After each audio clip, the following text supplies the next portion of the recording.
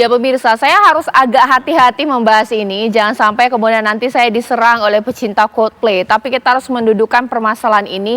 Ada konser musik yang sudah ditunggu-tunggu di Indonesia. Bahkan beberapa waktu lalu mau nonton Coldplay harus ke Singapura, bahkan ke luar negeri pemirsa. Sekarang Anda bisa saksikan di Indonesia tanggal 15 November. Tapi beli tiketnya susah, mahal pula. Orang bela-belain untuk sampai minjem lewat pinjol demi nonton Chris dan teman-temannya. Itu yang akan saya bahas di Apa Kabar Indonesia malam hari ini.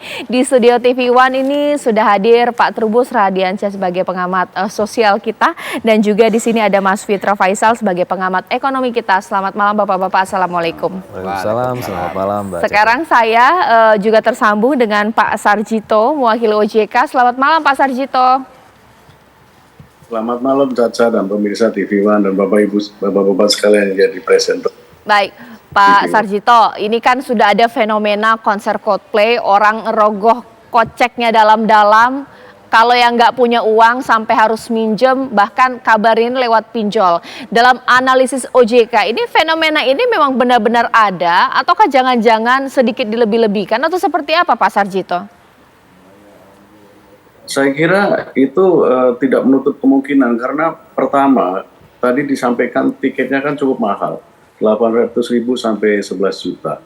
Dan fenomena di masyarakat memang ada yang memenuhi kebutuhan tersier. Ini kan hiburan ini kan kebutuhan tersier sebenarnya, bukan kebutuhan primer, bahkan bukan sekunder.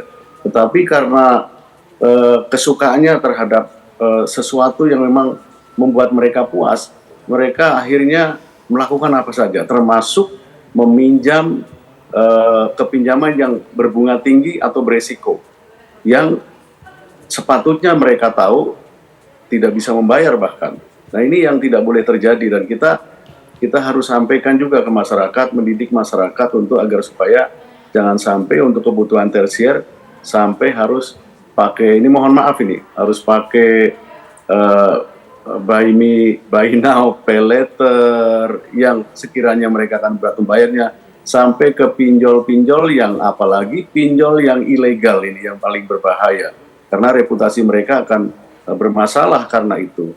Oleh karena itu kami menghimbau bahwa untuk memenuhi kebutuhan tersier, jangan melakukan dengan cara-cara yang kira-kira beresiko, termasuk yang tadi disampaikan untuk yang pinjol, apalagi yang ilegal. Kira-kira itu. Oke. Mungkin sekarang saya ke Mas Fitra.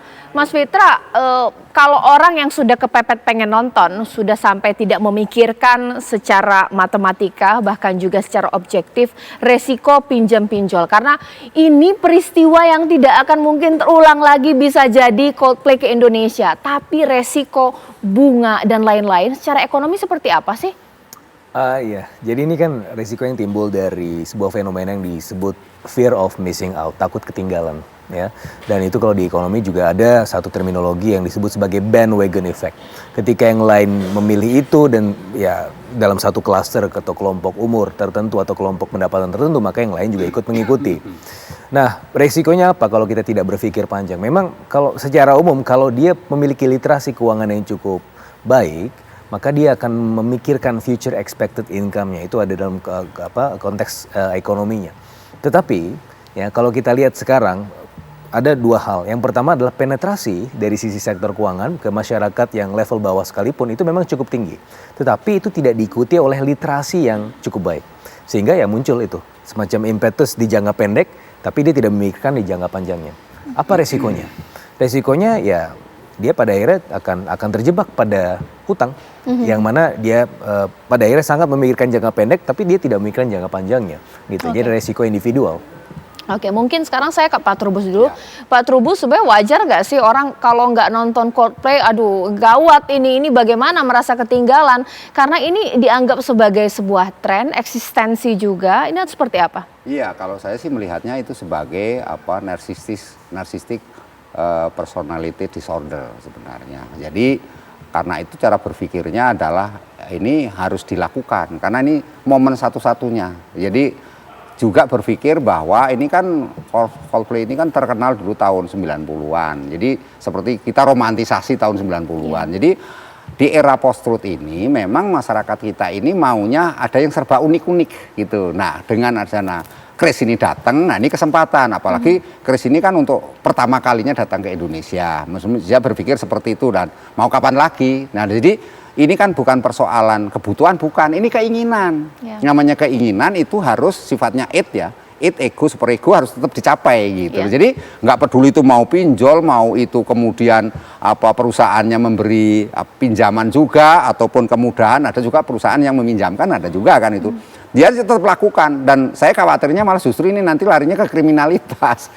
Kemudian jadi bentuk-bentuk yang lain yang berbahaya di situ karena perilaku masyarakat kan akhirnya kan iri menuntut untuk tampil beda, untuk ikut sama dengan yang lainnya gitu, Mbak. Oke, baik. Nah, saya tidak mau mengeneralisasi bahwa yang nonton Coldplay ini merupakan fans dadakan. Ada yang memang sudah suka sekali nonton Coldplay, nggak punya uang tahun ini, bolehlah minjam demi nonton Coldplay. Wah, ibaratnya terbayarkan sebagai fans. Tapi Anda harus tahu, bunga pinjol sekarang seperti apa. Jangan sampai terjerat utang pinjol ya. Sesaat lagi di Apa Kabar Indonesia Malam.